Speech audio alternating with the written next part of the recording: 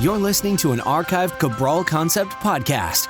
After listening to this show, check out the most up-to-date podcasts available at stephencabral.com/podcasts or search directly on iTunes.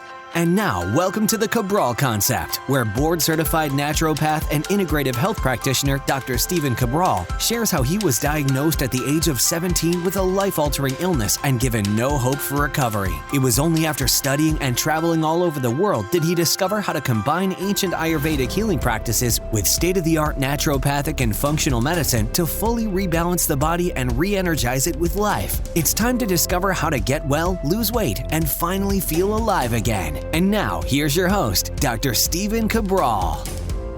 So happy you could join me here today for this first house call of the weekend. It's been a really fun week this past 5 days or so over the past work week. Got to work with so many great people in the practice, really from all over the world. Being able to answer questions on Instagram and some of the comments, being able to answer those in the Cabral support group. Yesterday on our Friday review, I shared a bunch of research that I've really taken to heart for a lot of the women in my practice who are looking to become pregnant, have the healthy pregnancy that they really want, and also obviously to have happy, healthy children as well. We went over that. We went over some anti-aging topics yesterday.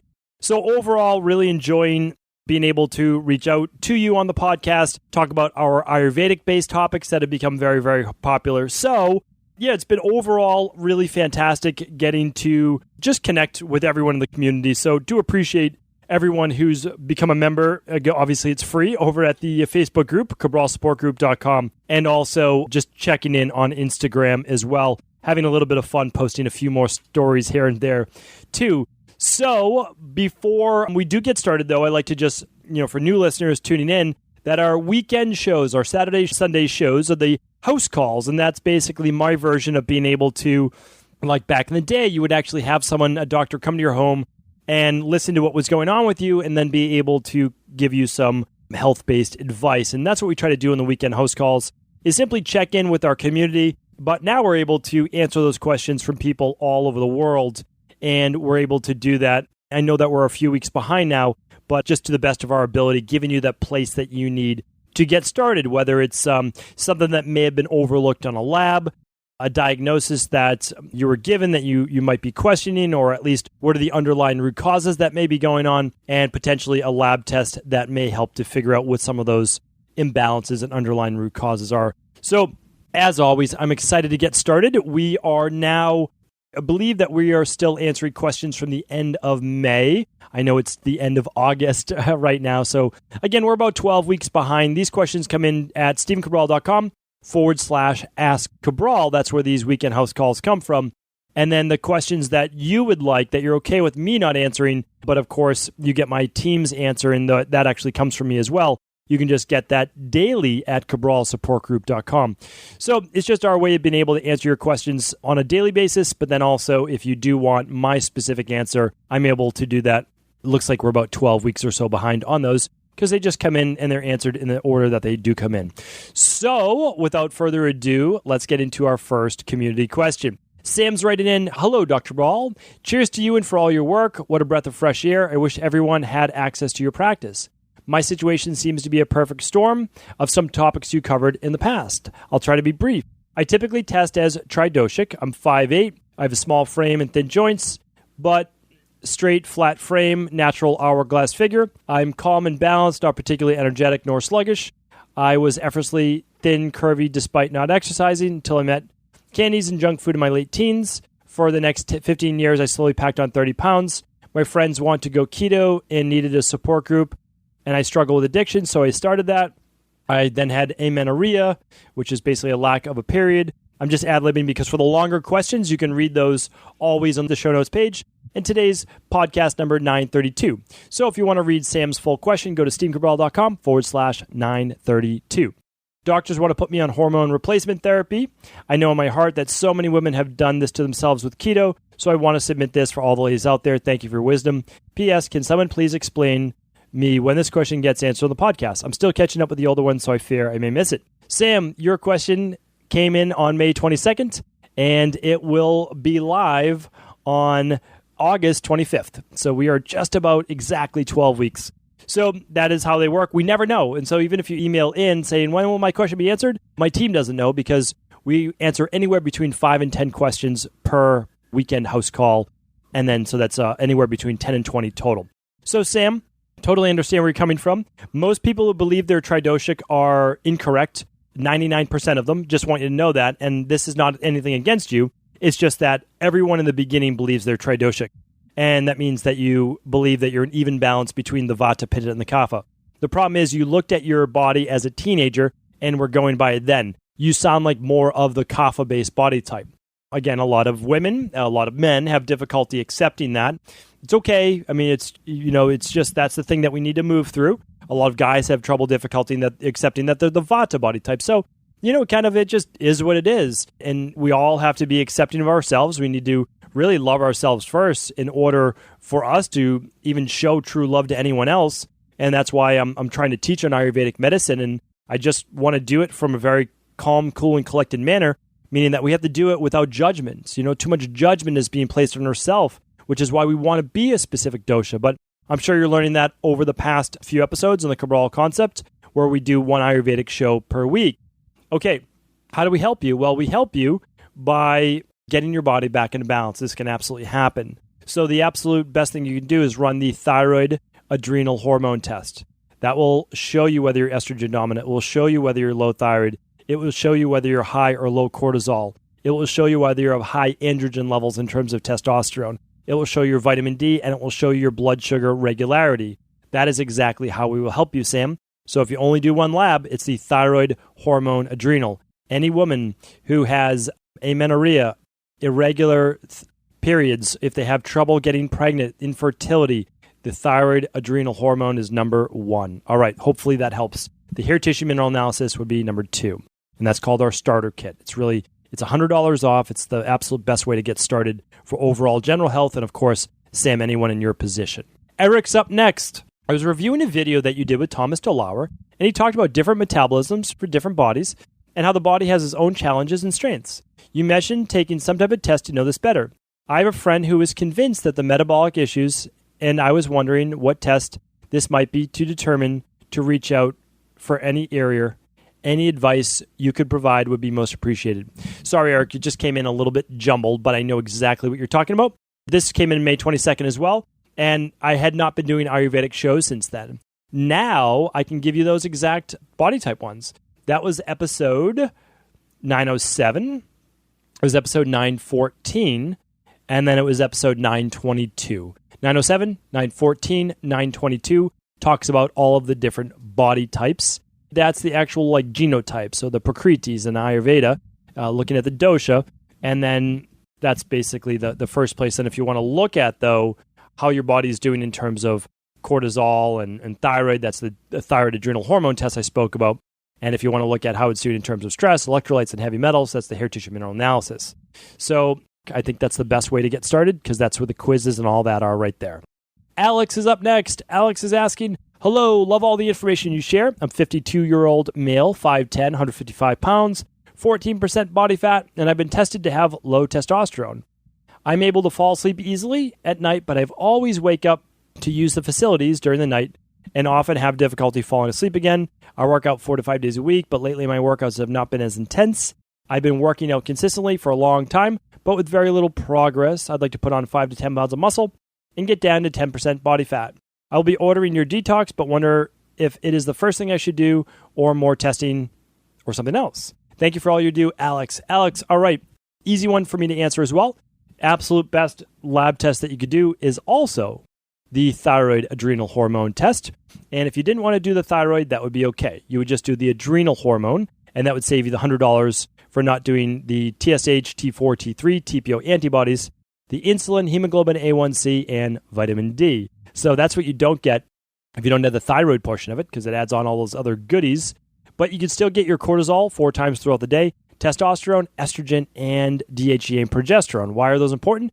Because so many men I work with in my practice, and I work with a lot of men in their 50s and 60s, and we always naturally increase their testosterone. I cannot think of a time where we have not naturally raised a man's testosterone. And the reason is we know all of the precursors. So typically a man's testosterone gets zapped as he begins to get under more and more stress, less sleep, all of those things. So what we'd recommend to you, the adrenal hormone, as well as that hair tissue mineral analysis. That's very, very important. An organic acids test would be number 3, and an omega-3 test would be number 4, lab number 4. Now, if you're going to do all those 4, you may as well do the Dr. Cabral Big 5. And the reason is you would just get an extra $300 or $400 off, which would cover the food sensitivity test that I didn't mention. So anyway, that shows you how inflammation affects your body with the omega-3s and the foods. The hair tissue mineral analysis shows you your levels of zinc. If you have low zinc, you're going to have low testosterone most likely. The organic acid test would show your B vitamins and your vitamin C and your absorption, basically if you have issues with the gut, and that will lower testosterone as well if you don't have enough vitamin C and zinc. And then the adrenal hormone will show you the higher levels of cortisol if that's there as well. Then what we do, Alex, is we create a customized protocol for you based on those labs. You get my recommendations. You speak with one of my health coaches for an hour if you order multiple labs, and you get everything. It's like a less expensive way to be a part of our private practice without doing the full scope of the private practice, which is a little bit more expensive. Of course, people are always welcome to apply, and that's great. We're happy to work with them, but we want to work with people on whatever level they feel comfortable. Okay, so that is it, Alex. And then I've done previous podcasts as well on supplements to improve low testosterone, so you can check that out as well. Okay, Lauren's up next. Lauren's asking, hi, Dr. Cabral. My question for you is that I recently went and had my first physical in years. I took your advice from a podcast a few months back and on the recommending the blood test.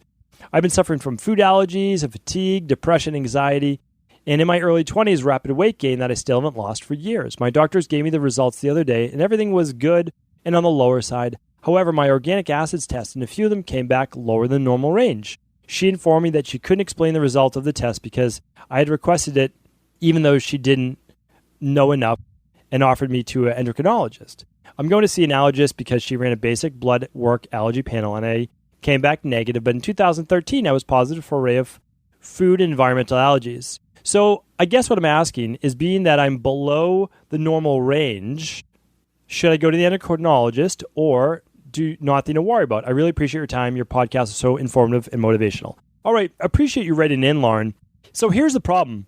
Conventional medicine doctors only work with you if you're out of range. And that goes for the specialists such as an endocrinologist, a pulmonologist, any type of ologist, right? The specialist.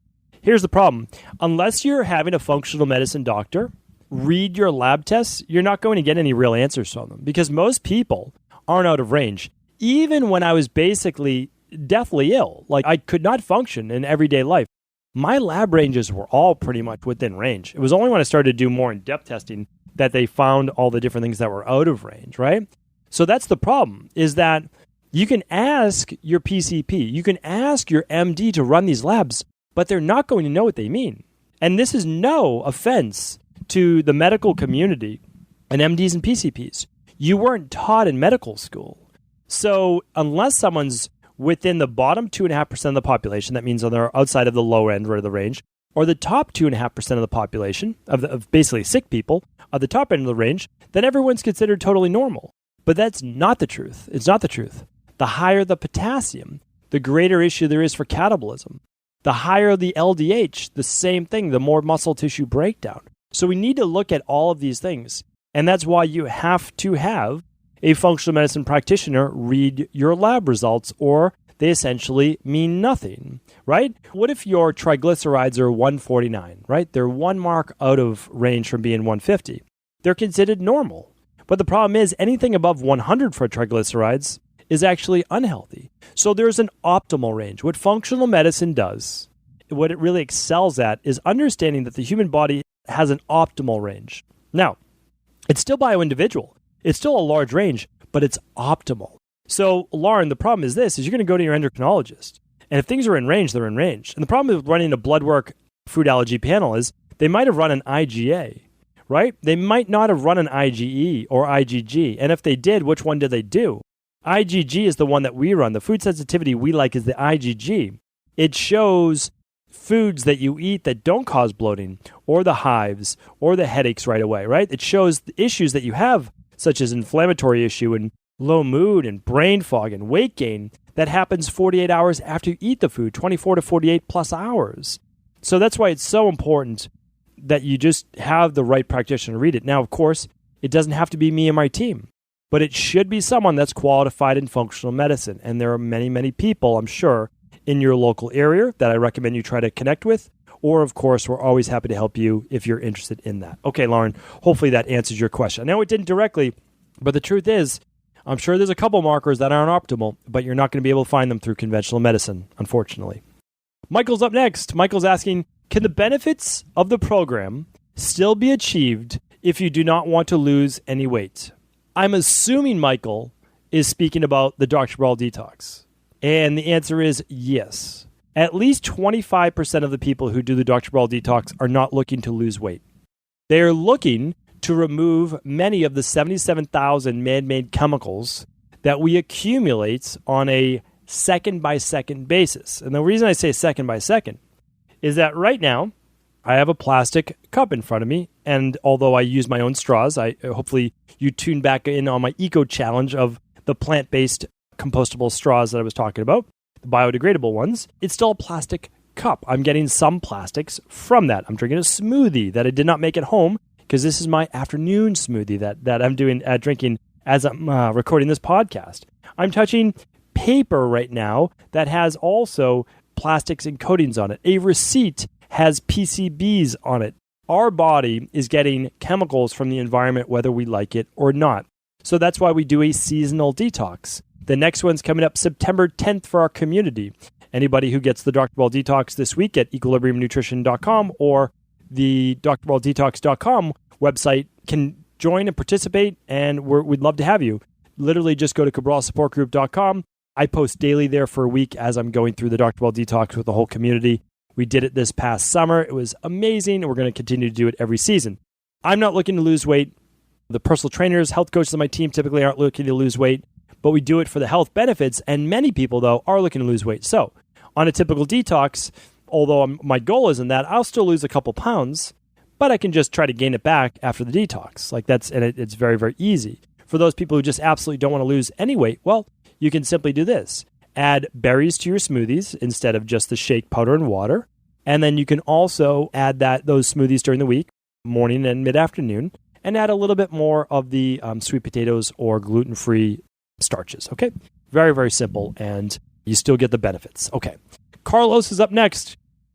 Carlos is writing in, hi, Dr. Cabral. I was diagnosed with H. pylori in January and was doing triple therapy ever since the symptoms have been still ongoing, so I want to try your Healthy Belly option.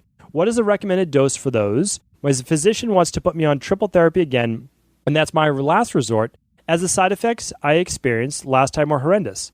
As always, keep up the great work. Thank you for your time. All right, Carlos. So what I actually recommend, we don't use just Healthy Belly for H. pylori alone. So I'll do a whole podcast on this as well. But we use colloidal silver, we use the citricidal drops, and we use the mastic gum at higher dosages, 3 grams. Okay. We use the citricidal at 5 drops. So we work up 3 drops the first week, then 4 drops, then 5 drops at week 3, and then we do that for 3 weeks total. We do the colloidal silver at 2 teaspoons twice a day, and we use the mastic gum at 1 gram 3 times a day, and we try to do it on an empty stomach with those, all 3 of those if possible. And the Healthy Belly is part of our ongoing, so I use that all the time for good stomach health. I really use that quite often. And it's the end of our Candida and bacterial overgrowth protocol. So that's exactly how we do it, Carlos, and I hope that helps you. We've gotten such great results with that there's more you can add. You can add olive leaf, and you can add berberine. You know, berberine's a great one. That's in the Healthy Belly. And people still use the Healthy Belly with our H. pylori protocol, but we always do that kind of in conjunction with Candida and SIBO, and that's because a lot of people have those as well. So, Carlos, hopefully that helps. You can use your Healthy Belly along with those because the Healthy Belly contains the berberine. So that's what I would do, and it's natural. That's a natural-based treatment. Okay. Up next is Rebecca. Hi, doctor. First, thanks for all your hard work. I'm an avid podcast listener and love learning everything related to biology and functional medicine. I recently learned that certain microbes are more prone than others to build biofilms, H. pylori being one of them, which piqued my interest as I have family members who've been diagnosed with it, and one that has dyspepsia but blood breath, and biopsy are negative for H. pylori. How reliable are biopsies for stomach tissue for finding pylori? And how is a stool test able to find waste markers of H. pylori if it were protected by a biofilm? Great questions, really great questions. Okay, just answered how to fix it in the podcast before. Now, here's the thing. Most of these natural treatments have no, meaning like you're not going to get negative effects from doing it. So for most people, you just do it. Like that's the thing if you have the symptoms of it. A lot of people do our Candida and bacterial overgrowth protocol and never do the organic acids test or stool test because they decide for them they don't want to spend the money on both. They think they have it because they have the gas, they have the bloating, they have the digestive issues, so they just do it. Now, the stool test is easily, like by far, the number one. The stomach-based biopsies are fantastic. But what happens is this. H. pylori has to be active when you have that stomach biopsy test. Okay. Not always, but you can absolutely see the inflammation. I agree with that. But it should be active and that they get, obviously, the spot. The second is this, is that biofilms are more protective in the intestines of parasites, which are hard to find. So sometimes people use something like our Fluorofilm product for 2 to 3 weeks before doing a stool test. And then they dissolve the biofilm for that 3 weeks or so and then do the stool test. Now, H. pylori is a little different because by the time H. pylori gets in the intestines, it's really not being protected by the biofilm, which is why a stool test is easily the number one way to find H. pylori. Easily number one. Now, the best thing about the stool test that we offer, again, it's not our lab, but it's our offering, is that it is a 3-day test. Most stool tests are 1-day tests. You only get one shot at finding parasites, one shot at finding the E. coli overgrowth, one shot at finding the H. pylori. But now with this test, you get 3 for the same price. So, and also a human looks at it under a microscope. That's why it is my number one lab test for finding parasites, H. pylori, and bacterial overgrowth. The best way to find Candida is through the organic acids test. Okay, hopefully that helps. From Jenny, thank you for your podcast and all the information you share. My husband is 27, type 1 diabetic, diagnosed when he was 11. I've done some research articles. It seems that a certain vaccine could trigger this. A new study technique where they reprogram human cells in the pancreatic beta cells that secrete insulin to when exposed to glucose. They did a study on this with mice with diabetes. My question is, what are your thoughts on these studies and recommendations? The best one to live with type 2 diabetes? Do you recommend it is possible to make basically a dead pancreas function again through nutrition and healthy lifestyle? Type 1 is usually seen as something that cannot be cured, and I don't want to accept that as an answer until all other options have been exhausted. You know, Jenny, I totally feel for you, and I believe we're going to be able to fix this in the future. I do. I believe that we're going to be able to turn back on those alpha cells. So alpha and beta cells in the pancreas is what we're talking about. For right now, the research that I've seen is hit or miss, more miss than hit. They don't seem to have this refined, but I'm saying that by a long shot. So I would like to see, I think they're going to be able to use stem cells and other types of rejuvenation-based therapies for healing type 1 diabetes. I believe that will be able to be done within the next 30 years. I know that seems like a long time, but I believe like it's just going to be like, we're just going to be able to fix it within 30 years. Like no one will have type 1 diabetes. I believe that. For right now, check out a previous podcast that I spoke about on berberine being used to mimic metformin and having the same results, if not better. I'm also a huge advocate of alpha-lipoic acid, chromium, vanadium, obviously cinnamon, banaba leaf, as all things to help to control blood sugar, okay? Now, in addition to that, you'll still need a certain amount of insulin. However, the insulin that you do need might be far less or potentially even controllable. Most likely not. I don't want to get hopes up yet by those specific herbs that I just spoke about. But keep in mind, the studies that I spoke about on berberine and how it mimics metformin and actually did better in it in head-to-head studies is pretty remarkable. So please just go back to stephencabral.com/podcast and check out my research on that. And you can type in berberine to find that as well. Thank you so much for tuning in to another Cabral House Call. I always do enjoy answering all of our community's questions. And be sure to tune back in tomorrow where I answer the next batch of our community's questions. Looking forward to it. I hope you are having an amazing weekend. Take care. Are you ready to heal yourself and then go on to heal others? If so, the Integrative Health Practitioner Institute can help you discover proven functional medicine protocols that blend the best of 7 different healing disciplines from around the world. I personally share with you the exact handouts and protocols I use in my private practice that enable people to get well, lose the weight, and live longer, stronger. I want to pass this information on to the next generation of health coaches, and that is exactly why I created IHP. We are the future of the health coaching industry, and the skills and knowledge you will learn will make you an in-demand certified health coach anywhere in the world. Although we have many medical professionals taking the IHP certifications, no experience is necessary, and half our members have no previous health certifications. At the Integrative Health Practitioner Institute, our motto is a health coach in every home. Our goal is that you take this knowledge and then share it with family, friends, loved ones, your community, or in a practice where you create a career you love and can be proud of. The global IHP community is filled with some of the most kind and caring people in the world, and we can't wait to welcome you into our world soon. For more information or to set up a discovery call with one of our IHP Health Coach graduates, simply head over to integrativehealthpractitioner.org.